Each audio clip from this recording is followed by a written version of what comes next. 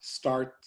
We're going to start this webinar. Welcome on this Monday afternoon, or if you are on Pacific Coast time, Monday morning at 11 o'clock. We welcome you to this webinar sponsored by Discipleship Ministries and the New Church Advisory Committee. This is a new and renew event.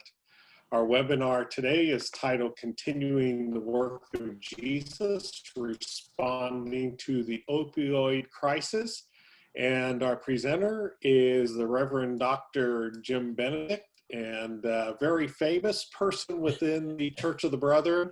And it's always a delight to have him with us. I've known Jim for a number of years, and terrific presenter, and also well-informed. For many of you know, Jim is former pastor of Union Church of the Brethren in Maryland. He has a Ph.D. and has over 30 years of experience. His Ph.D. is from Duquesne University in Pittsburgh, Pennsylvania. And there he is currently a scholar in residence at the Center for Global Health Ethics. And so it is a delight to have Jim with us and to join us. What we're going to ask today is for a brief period of time while Jim is sharing his presentation, if you will turn off your videos and mute your microphones. And that way, and then we'll invite in later to the conversation together. So it is a privilege to have Jim with us. And Jim, thank you and welcome. Well, thank you, Stan. It's good to be with everyone, most of whom I know well and have met in other places. But I'm glad to be able to present on this topic as a topic that obviously affects the church, affects the world we live in, and affects the people I care about. I wanted to open with the word of prayer. Gracious God, mighty and merciful and eager to heal, help us as we spend this hour together thinking and pondering how we can be your servants in this world in response to the needs of those involved in an opioid use disorder and to their loved ones, and helping also to prevent those who are susceptible to developing such a disorder. We want to be part of the solution in this world as Jesus our Lord was and is, and we pray in his name. Amen. Well, I want to add just a couple of things to what Stan had to say about me. He said more than enough, really. But I did want to add that I'm a father and a grandfather. We have 6 grandchildren now, and that's one of the great joys of my life at this point. But I'm also the member of a family affected by opioids. Our 7-year-old, oldest of our grandchildren, lives with us, and her father does, as we have been helping to raise her full-time since she was 2 years old. Her mother struggles with an opioid use disorder. And so we know firsthand, in a way, what this means for people, not just those with the disorder themselves, but the people they're connected to in terms of family and friends and employers and so on and so forth. I do want to frame this presentation today as a spiritual issue, because I think it is. And a text that helps me do that comes from John's Gospel, John chapter 9. You'll probably recall it if you spent much time studying the New Testament. It's the story of Jesus and the healing of the man born blind. And as you see, as Jesus walked along, he saw a man blind from birth, and his disciples asked him a question. Rabbi, who sinned, this man or his parents, that he was born blind? And Jesus answered, neither this man nor his parents sinned. He was born blind so that God's works might be revealed in him. We must work the works of him who sent me while it is day, for night is coming when no one can work. As long as I am in the world, I am the light of the world. Now, this text works well for me in the consideration of the opioid crisis because it illustrates that you can't get the right answer if you're asking the wrong question. And Jesus is really pointing out to the disciples that they've asked the wrong question. They're asking about the cause of this man's blindness. And there was some speculation about that.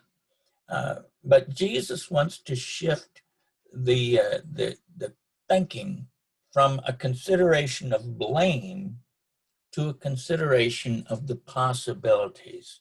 Jesus wants to take a more forward-looking approach to the problem that is in front of them.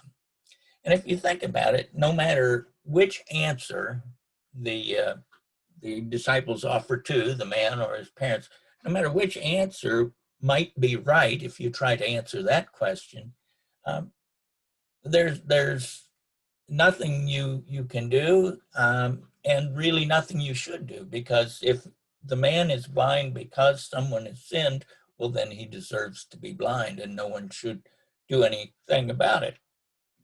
I mean, it's just justice. But Jesus says, no, rather than looking backward and looking for someone to blame, let's look at the present and at the future and ask, how can God be glorified in this situation? What can we do to make this a better situation for the man? And I hope that we can take the same approach to the opioid crisis and to people with opioid use disorders. We'll spend a little time talking about causes, primarily because that can be useful in terms of prevention. But in terms of treatment, it becomes largely irrelevant to determine, how did this person get in this position? Well, however they did, that's where they are. And we have to meet them where they are and help them there. But I also think this is a spiritual issue because Jesus was focused in his mission on people very much like opioid use disorder victims or persons with opioid use disorder. These folks were referred to as sinners and tax collectors. What I mean by that is sinners and tax collectors were people whose choices had played a role in the situation in which they found themselves. And that's the way that most people look at folks with opioid use disorders. It may not account for everything, but certainly their decisions have played a role in getting them where they are. And while some folks in Jesus' time thought then these are people to be avoided, Jesus said, no, I'm going to spend time with these people, and I think they deserve compassion and they are capable of redemption. So that's my theological and spiritual framing of the issue of the opioid crisis. So here's the basic outline for what we're going to talk about today. I'm going to talk first about what are opioids, some basic definitions and facts about the crisis. Why is there a crisis? How did we come to be in the position we are right now with so many dying of overdoses, and then that really being only the tip of the iceberg of the problems that are associated with opioid misuse. Then we're going to talk about how people overcome an opioid use disorder. And then fourth, how can we help as Christians, individuals, and as congregations? What can we do? Other than, of course, pray and put an arm around folks when we can. Are there other things we can do to help? And then at the end, we'll have some time for conversation. All right, well, let's jump into the first part of this and talk about what are opioids? Well, technically, there's a distinction between opiates and opioids. Opiates are the forms of this chemical that are naturally occurring. So from the opium poppy itself, usually made into heroin or something like that, that's an opiate. Whereas the synthetic forms, man-made forms, would be opioids. But that's a kind of technical distinction, which is only really relevant when you're trying to point out that it's one or the other, and only one or the other has a certain effect. And for the most part, they operate the same, even though they come from different sources. Both are subject to misuse. And so we will just probably refer most of the time to opioids and include in that heroin and other opiates that come from natural sources. So we'll be looking at it in those terms. Now, the history of opiates and opioids is that they've been cultivated for at least 6,000 years. So humans have been aware of their effects and appreciated the effects enough to put in the effort to grow them. They were written about by Homer, the author of the Iliad and the Odyssey, ancient Greece. They were grown by Thomas Jefferson and used by Ben Franklin and many others in the 18th and 19th centuries. They were used recreationally as well as medicinally at that time. And for most of the 19th century, they were very, very widely available, not in the injectable form that we think of heroin today, for example, and really not in pill form so much, probably mostly powders that would be mixed with beverages or something like that. But opium was more available in the United States in 1870 than tobacco was in 1970, which is just kind of amazing to think about. It was very widespread use, particularly after the war, both the Revolutionary War and the Civil War. In fact, after the Civil War, the use of opium in what we would now characterize as an addictive way was referred to as the soldier's disease, because many soldiers who had been treated with opioids because of their wounds during the war developed an opioid use disorder and continued to use it. It was widely available and continued to use it in the post-war years. Also, others who were not involved in the war used it at the same time, but it became known as the soldier's disease. Now,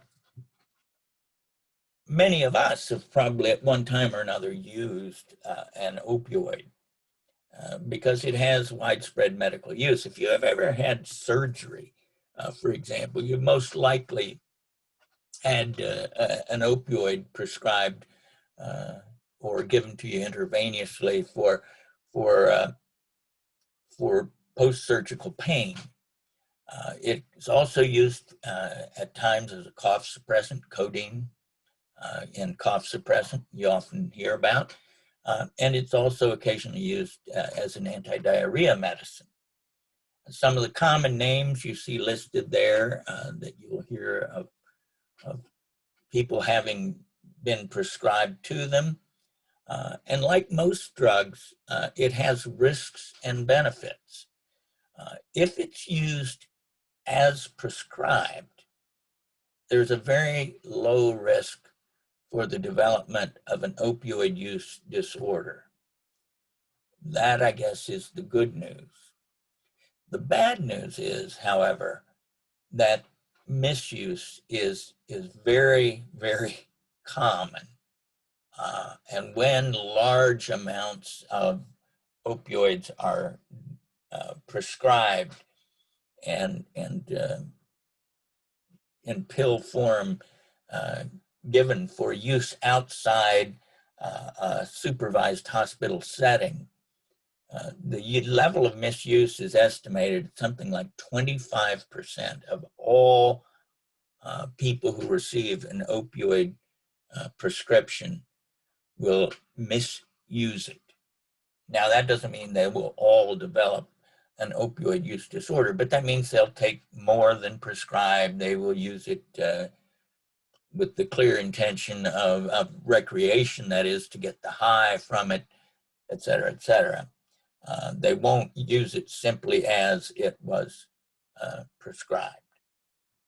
Well, let's move forward. Opioids have a profound effect on the brain. The parts of the brain are all affected differently. The limbic system, which is a source of our emotions and plays a strong role in memory, opioids produce in the limbic system an intense sense of pleasure and relaxation and contentment. And that's obviously what the folks who are using it for a high are going for. They want that utter bliss, that kind of floating away from the world feeling that's produced in the limbic system. Now, in the brainstem, it slows breathing, it suppresses the cough reflex, and it reduces pain, which is a signal often triggered or that runs through the brainstem. And it does the same thing in the spinal cord. But people describe the experience as the abyss of divine enjoyment, said one, or the secret of happiness, a dream-like, a floating above the world and looking down with utter contentment. So that is what's going on, that people are seeking out of the use of opioids, a powerful feeling. And it's interesting, we have in our brains receptors for these chemicals because our bodies produce something very, very similar that functions in the same way. And you've probably heard them. They're called endorphins. Endorphins are produced within the human body and produce a much milder version, obviously, than opioids, but that same peaceful, content, pleasurable sensation. It's called sometimes described as the experience of an unexpected reward, like a wonderful, blessed, happy surprise. So endorphins, you'll hear people talk about the runner's high. That's endorphins hooking into these same receptors in the brain that opiate and opioid molecules do. Well, why do people first use opioids? Research suggests that that's actually several possible reasons. As in most things, there's no one answer that fits everybody. We've talked a little bit about prescriptions, and the prescription level in this country is really tremendous. I mean, just many times what's prescribed in the rest of the world. And so a lot of people do get started with prescription opioids and go on to develop an opioid use disorder, and therefore they want to use more and more and have to go into either buying on the street or transitioning to heroin or something of that nature. Some people do it, particularly young people, because they're thrill seeking. They're bored, they have peer pressure, they try it and they like it. And so they keep trying it. Other people use it to self-medicate for physical or psychic pain. Pain is not very well treated in this country. There's not a lot of time and effort given to the proper treatment of pain. And so there are a lot of people who turn to opioids the same way they turn maybe to alcohol and other things to treat physical or psychic pain that they're experiencing. And then they get caught up in an opioid use disorder. And others, it seems, begin with these feelings of hopelessness. I just want to escape and get away from this hopeless situation, kind of the why not reason. Not the why I'd use them, but why not? Nothing else is going to happen that's good. There's no future. And so people will give that reason for first using opioids. Now, not everybody who uses opioids, obviously, develops an opioid use disorder. In fact, we've said that if you use it under the guidelines by which it's prescribed, there's a very small risk of developing an opioid use disorder. But some people clearly seem to have a genetic predisposition to developing an opioid use disorder. We also can see that there's a situational influence.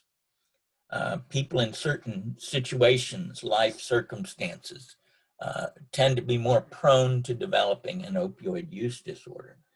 There's a famous experiment called the Rat Park experiment, in which they gave laboratory rats access to opioids, and they've done it with other drugs as well. But what they found essentially is that if you have rats in a cage with basically nothing else to do, most of them will very quickly develop a use disorder, an addiction, and use heavily, even to the point that they die. But if you take rats and give them an active place with other rats in it and wheels for them to get on and run and other ways to entertain themselves, they're far less likely to develop a use disorder, even though the drug is still available to them. So in a more interesting context where they can get their emotional needs met, so to speak, in other ways, they're far less likely. And so we see this with rats. We also can assume that's what's happening with folks, with humans, when they're living very kind of constricted lives without much future, without much hope, without many ways to connect maybe with other people and find those endorphin producing kinds of experiences. In fact, this is why we think right now that opioid use, and we do know that opioid overdose has increased during the pandemic because people have been more isolated and have had less stimulation from going out and from being with other people and creative work and jobs, et cetera, et cetera. And this contributes to a higher usage. Past trauma also seems to incline people to developing a use disorder. Obviously, that would make sense if you're using it to treat physical or psychic pain. But of particular importance are adverse childhood events. And this is going to be important when we get to, what can we do, particularly in the area of prevention. Adverse childhood events are things that happen before a person turns 18 that have a lasting impact because they're such powerful experiences, particularly emotional experiences, that they affect the developing brain. And they leave, kind of psychic scar that often these people, as they mature into adulthood, try to treat with self-medication, alcohol, drugs, et cetera, et cetera. So if a child has suffered physical or emotional abuse, physical or emotional neglect, sexual abuse, lived in a home with domestic violence, had a parent with a substance abuse or mental illness problem, experienced parental separation or divorce, suicide, or death, had a family member highly involved in crime or in prison, these are all considered adverse childhood events. Now, these don't cause the child, later adult, to develop a use disorder, but they do contribute. And what they do for us, as we'll see, is tell us, if we're going to focus on prevention, we want to take these into consideration. If a child has been in this kind of situation, then as they reach their teen years, we may want to spend some special energy and resources on addressing the role of these experiences in their life so that they don't eventually turn to substances to kind of cope. All right. Well, let's talk about addiction. We haven't really used that word. That's kind of fallen out of fashion. We talk about use disorders, and we talk about opioid use disorders, or in the general terms, substance abuse disorders. Alcohol would be one, nicotine would be another, and of course there are others. But they're all substance abuse disorders, or substance use disorders. But we're focusing on opioid use disorders. The implication there is that there's an appropriate way, at least for opioids, to be used. It's not a disorder if you're using it as you're supposed to for the proper reason. It's only a use disorder when you begin to use it in a way that is causing more harm than it is producing benefit. But we also want to talk about physical dependence. Physical dependence is one of the reasons why an opioid use disorder is relatively common, is that physical dependence means withdrawal will occur if the drug is stopped, if you try to quit. And with opioids, physical dependence can develop in as little as 4 to 8 weeks of use.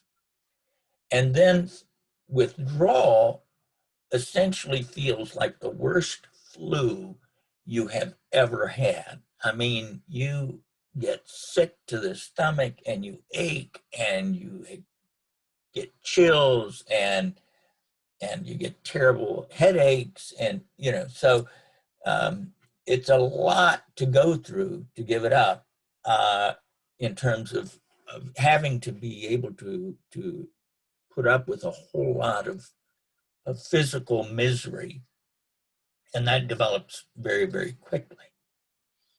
Now, addiction is more than physical dependence. Addiction is a chronic relapsing mental illness characterized by strong urges to use the substance. And now, it's important to understand, and this has been developing over the last few years, that addiction is not a compulsion that robs people of their autonomy. That is, we sometimes characterize addiction as if the person has lost total control and they have no willpower and they can't, so they're a victim. And one of the problems with that approach is that it can then justify doing things, because if people have lost their autonomy, we can round them up and do whatever we want to them because we're helping. But in fact, what they've found is that forced treatment is not very effective at all. And that autonomy, people are still choosing to use the drug. They may be making a bad decision, but they're making a decision when they use the drug in the midst of an addiction. And we know that is true because most people who develop an opioid use disorder, this might become a little bit of a surprise for you, but most people who use it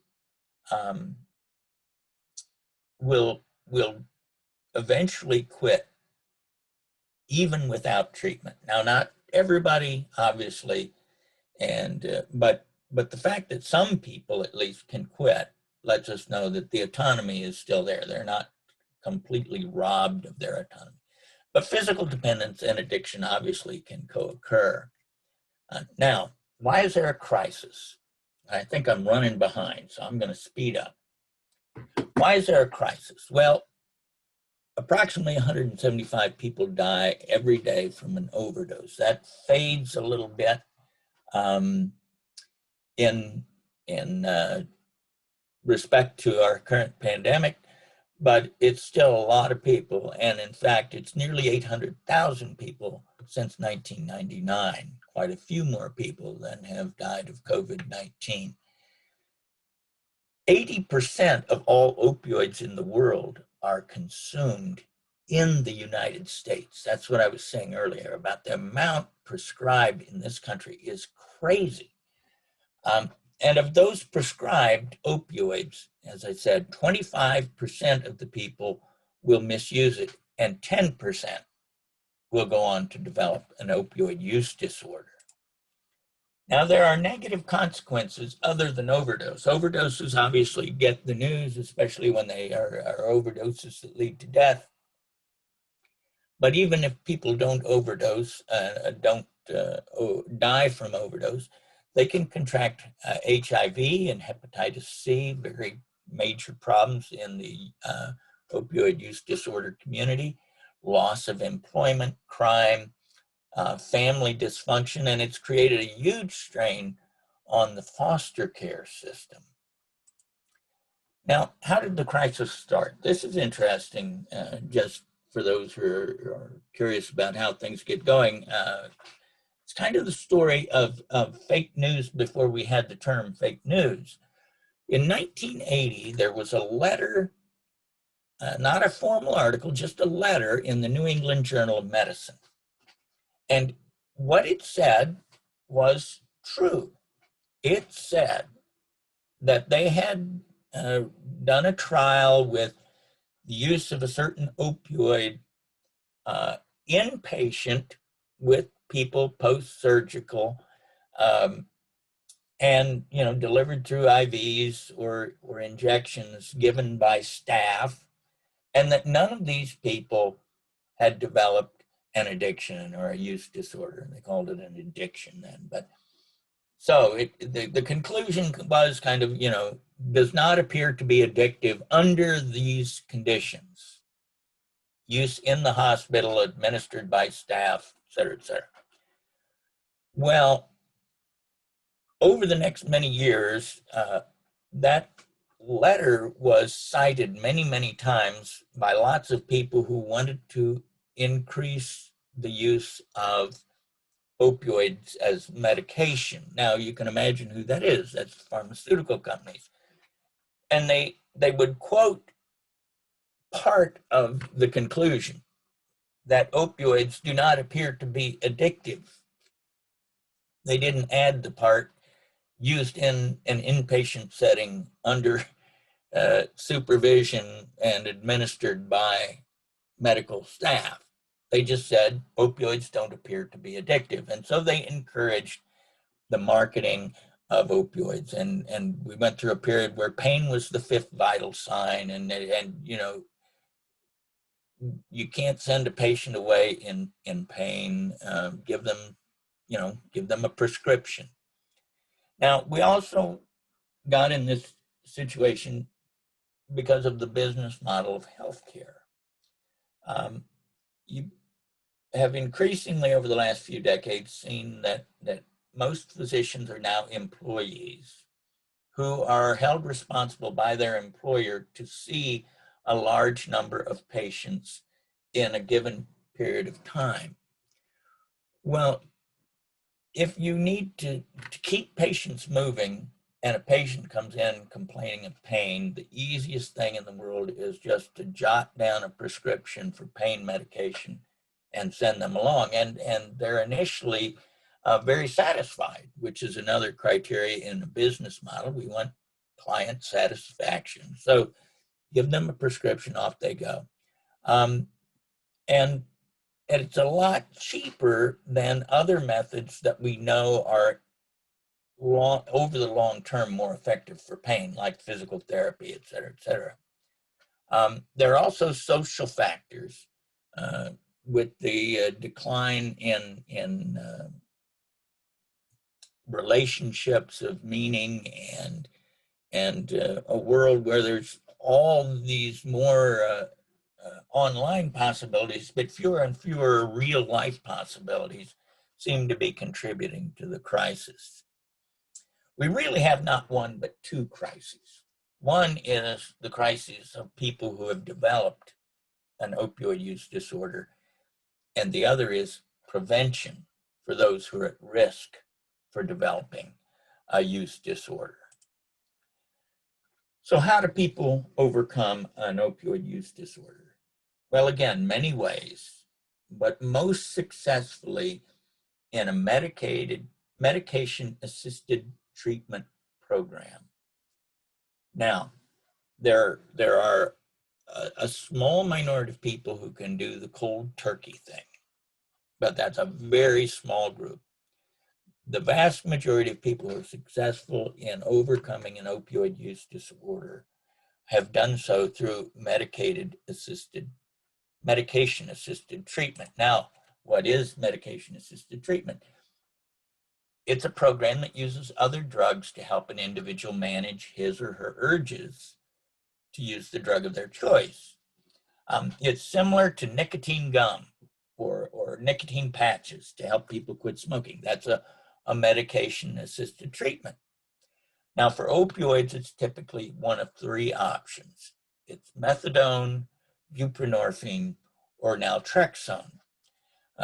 Methadone and buprenorphine are called agonists. That is, they produce some of the same effect of the opioid. In fact, they contain opioids, but they're milder and they're longer lasting and they're less likely to cause an overdose.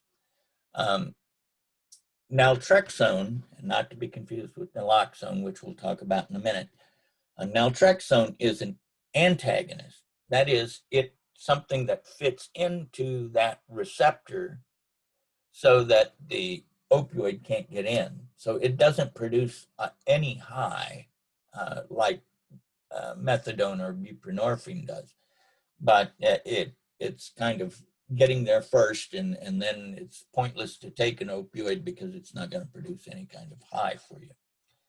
Well, we have medication-assisted treatment versus abstinence. Abstinence has a 90% relapse rate by 12 months, whereas medication-assisted treatment has only a 39% relapse rate by 42 months. So you can see how much more effective medication-assisted treatment is. And yet, 90% of the treatment programs in the United States are abstinence-based. Why is that? Primarily stigma. People get uncomfortable. They say, you're just exchanging one drug for another. Well, that's technically true, but they eventually, most of them get off that other drug, and so you've got success. Whereas with abstinence as the only option, you get 9 out of 10 failing within the year. Well, you can also add to medication-assisted treatment, make it even better with cognitive behavioral therapy, family systems therapy, and support groups, and relationships. This is a wonderful article from Hastings Center report by HANNA PICKARD, just this last issue in July and August. She says relationships are considered the crucial mediators of cognitive, emotional, and behavioral change in patients. And that's where we come in. Whether it's in responding to folks with a use disorder or preventing use disorders.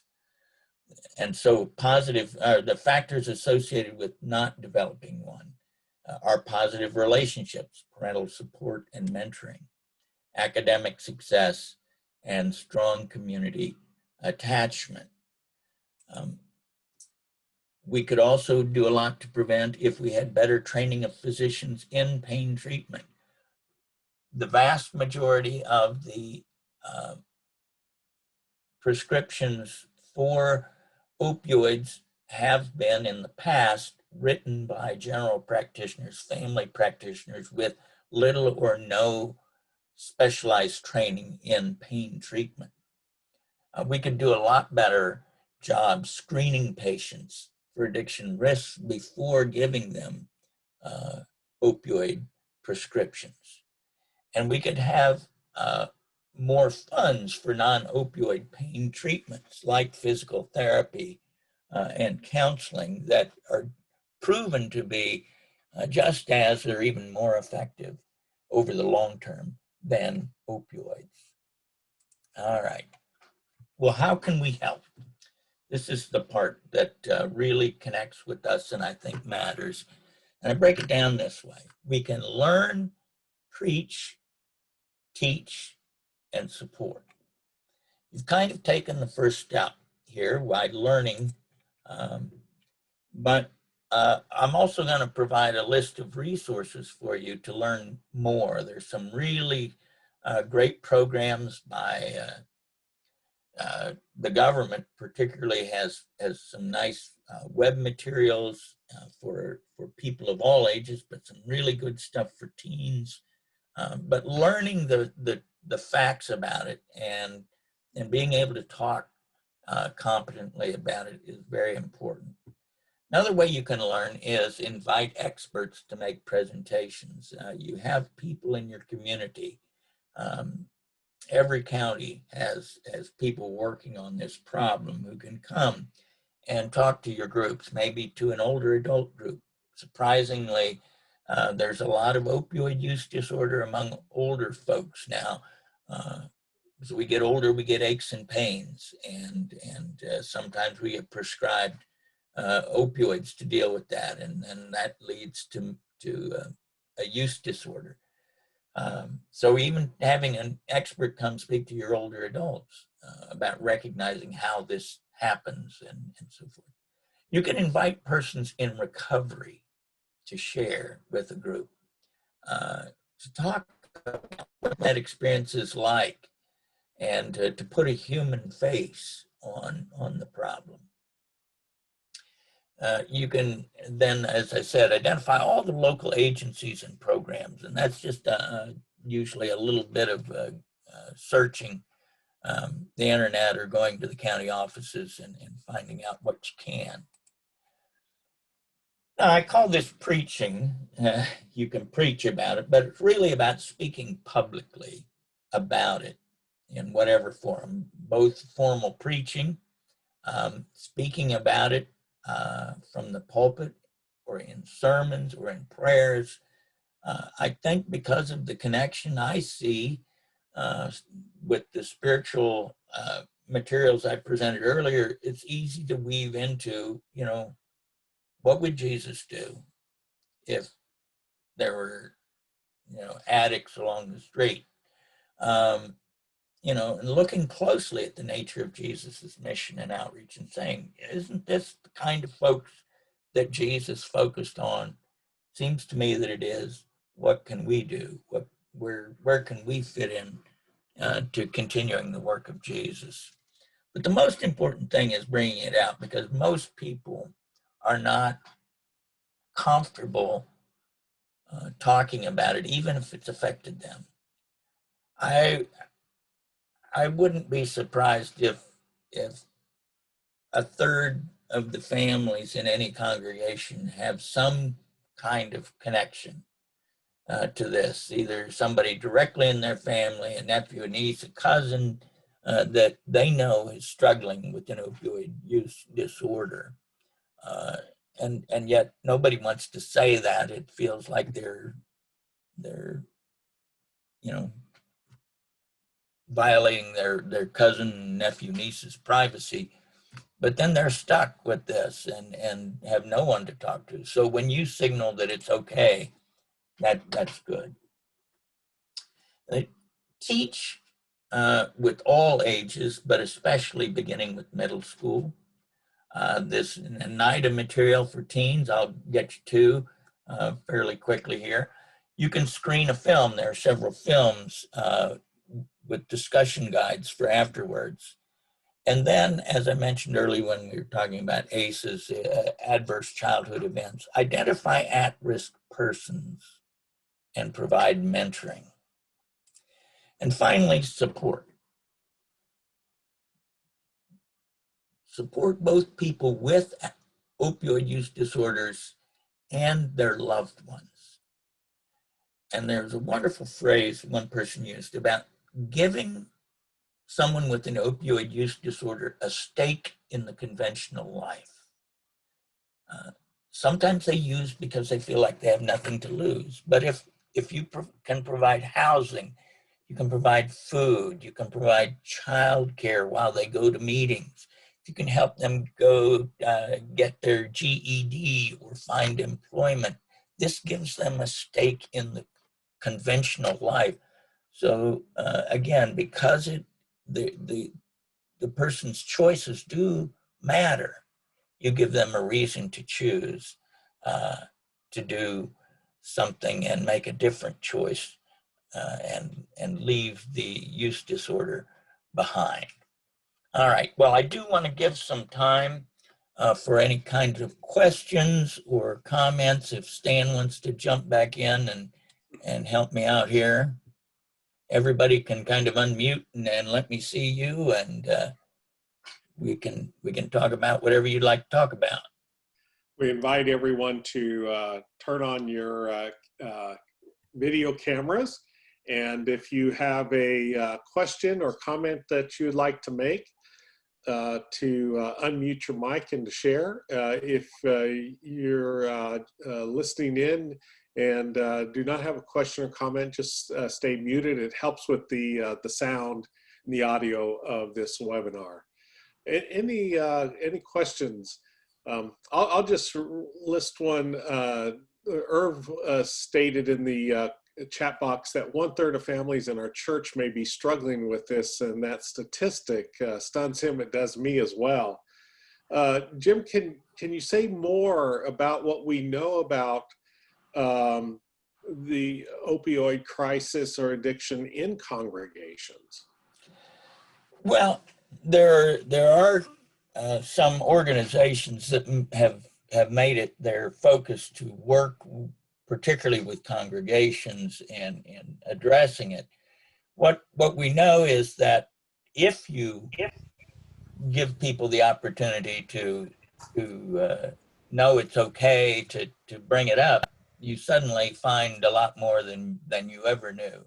What we know is that stigma is huge around it. It's like people are ashamed even when it's someone else they're related to and not them, and so they're never going to mention it. It's very rare, unless there's an OD, we're not going to tell you, hey, my son has an opioid use disorder, or my sister has an opioid use disorder, or friends were over and I noticed after they left that my leftover prescription from my recent surgery was missing. My pills are missing. stuff like that happens all the time, but people aren't going to talk about it unless you tell them, hey, it's okay to talk about it and we need to talk about it. And, you know, you didn't do anything wrong. And there is hope. You know, there are things we can do in a positive way to help people. Yeah. Anyone else have a question or comment for Jim?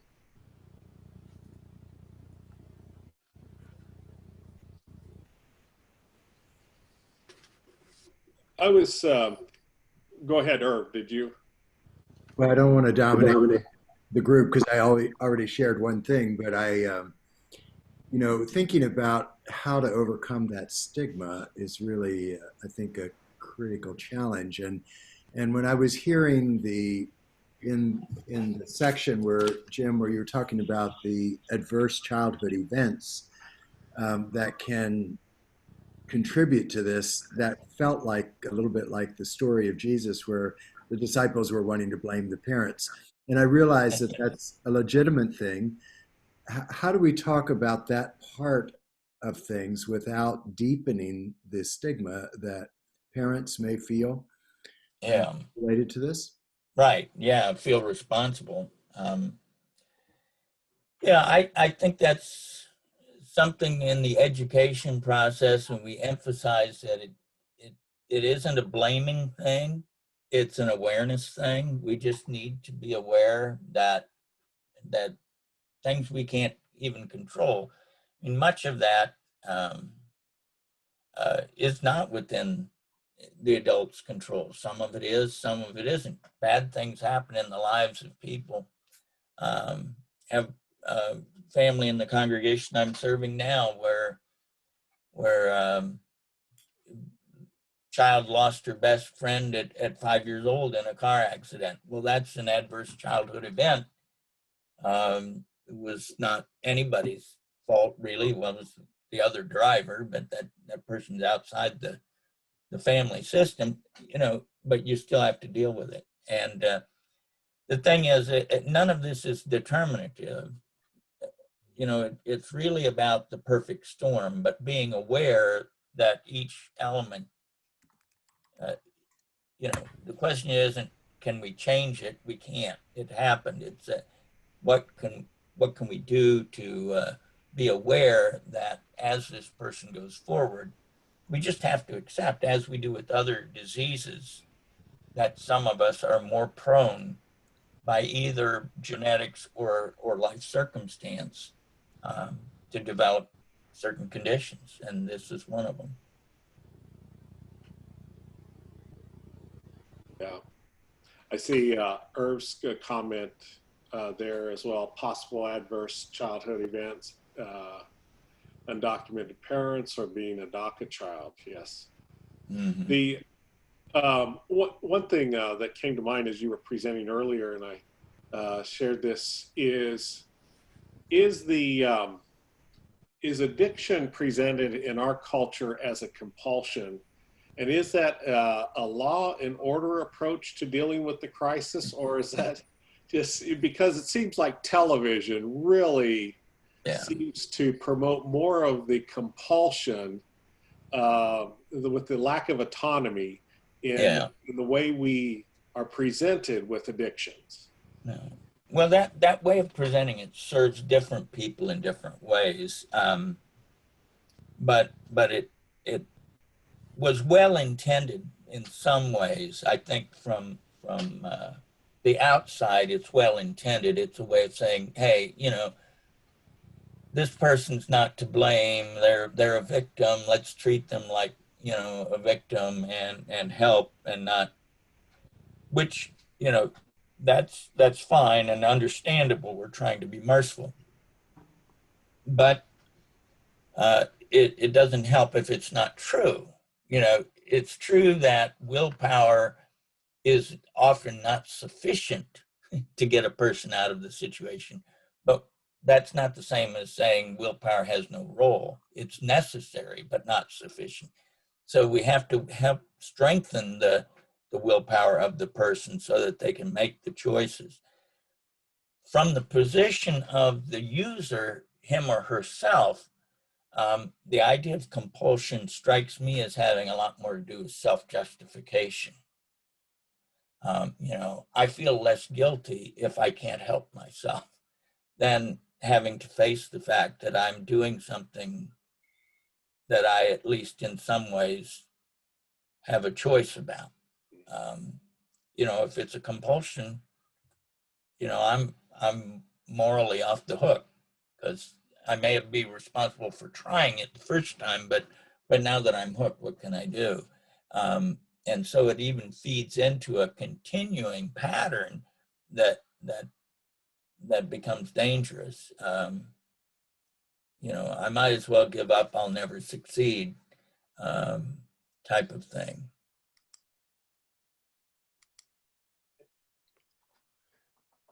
Thank you, Jim, for responding. Other questions, comments, thoughts? I would say one thing about this, you know, about the person being able to make a choice. While that's true, we do know that people who manage to successfully quit, generally speaking, have to attempt it multiple times. And so a lot of times when they fail once or fail twice or fail the third time, you know, everybody, including them, is ready to say, hey, once a junkie, always a junkie. It's hopeless. You know, this is never going to work. But it's funny. We see the same thing in other use disorders, and we're not quite as quick. You know, how many times have many people tried to quit smoking? How many times do many people try to lose weight unsuccessfully? How many times do people, you know, try to quit drinking, and it often takes several attempts before they're successful? The fact that the same happens with opioids shouldn't surprise us, you know, and the way to give them hope is to say, you know, it's okay, keep trying, you can do this, you can keep at it until you succeed, instead of writing them off and saying it's hopeless, you know, you have this addiction and you're stuck and you're possessed and there's no point in even trying anymore. So keep that positive strengthening of their will, rather than saying, well, you tried twice, you tried 4 times, so what? You know, it's very hard to break a lot of habits, but that doesn't mean that it's impossible. And if we don't tend to hear, again, because of the stigma of the large numbers of people who have successfully overcome opioids and you know, return to full normal life, doing everything that everybody else does. We're a little better to a certain extent because of things like AA and so forth, with people who are willing to admit, you know, I used to be an alcoholic and now I got my life back together. That's a little less stigma, it seems like, but opioids are still, you know, nobody wants to admit that they used to be a heroin addict. You just don't want people to label you that way. And so there are a lot more success stories out there than we'll ever know. Mm-hmm. Mm-hmm. Yeah. It would seem that in congregations that are working to provide support, that the support network around those individuals that are providing that support network need to be carefully selected, so that Yes. there is not the judgmental approach to it, that if a person does fall short the first or second time, that they don't give up on them, but that they have a continue an encouraging way. Yeah. And they're able to keep the level of confidentiality that the people desire. Mm-hmm. It's about giving the people a sense of control back over their lives. And so you want to be very careful about that. They determine how much information is divulged and to whom. a use disorder is a loss of control, and it's solved by helping the person regain control, and you don't do that by making them feel they can't even control their own story. Who hears it?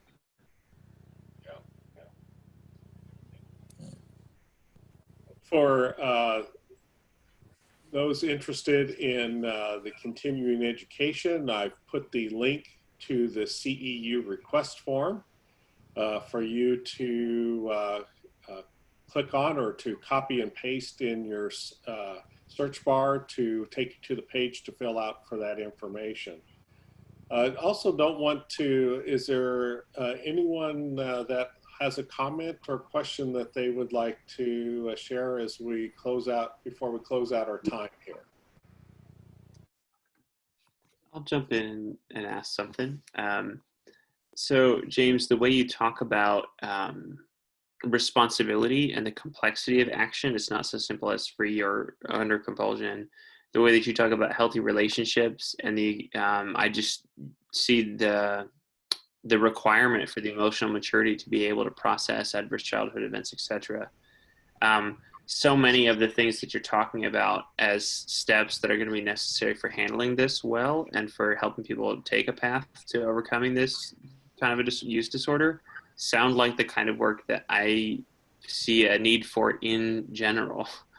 Regardless, I would love to help people build up their emotional maturity and their resiliency and responsibility and build healthy relationships in a society that is very, very individualized and just cuts against many of those things. So I don't know where the question I had that followed that originally was, but I just like, is this something for everybody? Are these steps that we need to take as a preventative thing? We just need to keep building as much of all of that in our communities as we can. I would say very much so. I think, the role of the church, the church has been for many people a support group, but and can still be, but we've almost gotten to the point where, you have to have a support group for each different thing. It's like you can't just be a support for everybody, knowing that everybody's going through different things. But like you say, we could, in a congregation, knowing that different people are struggling with different things, say, look, we're here and we can talk about it. Maybe your thing is as, drugs, this is alcohol, this is, trouble finding meaningful work, where's the safe place where we can all get together and talk about what we're dealing with and build up, as you say, the emotional, I would say emotional intelligence and maturity, and strengthen and support one another, that we know we have a safe place to come and be in. Small groups can be that, but I think we've largely forgotten how in the church, because we've kind of turfed it out to, AA and NA and so on and so forth, for specific things. And maybe in a small church, we don't have enough people with this particular problem to form a group. So what do? I think you can do a blended group. I would think that'd be worth a try.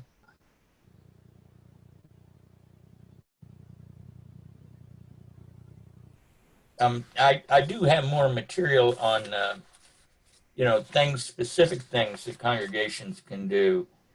One thing is, if you have this, is one thing to consider is getting naloxone. And naloxone is that spray generally that they give people to reverse the effects of an overdose. It may be worth churches considering having it on their premises and having people trained in how to use it, particularly depending on the neighborhood and so forth that you're in.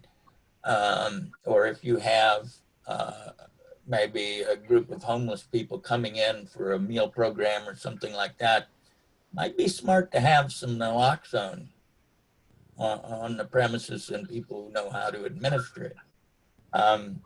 You could have a prescription drug take-back day at your congregation. You know, a lot of people end up having, you know, that bottle with 5 or 6 OxyContin left in it after the surgery, and it just sits there in the medicine cabinet. Well, once every year or 6 months, church just announces this is our prescription take back Sunday, and if you have them, bring them in, and you know, you can probably work with your local law enforcement or whatever to provide a safe container, and everybody drops them in there, and we're doing something to help combat the just massive oversupply. You know, it is a supply and demand problem, but the supply is ridiculous. And we know that wherever there's an oversupply, we see more misuse, regardless of all the other factors. If it's there, somebody will get into it.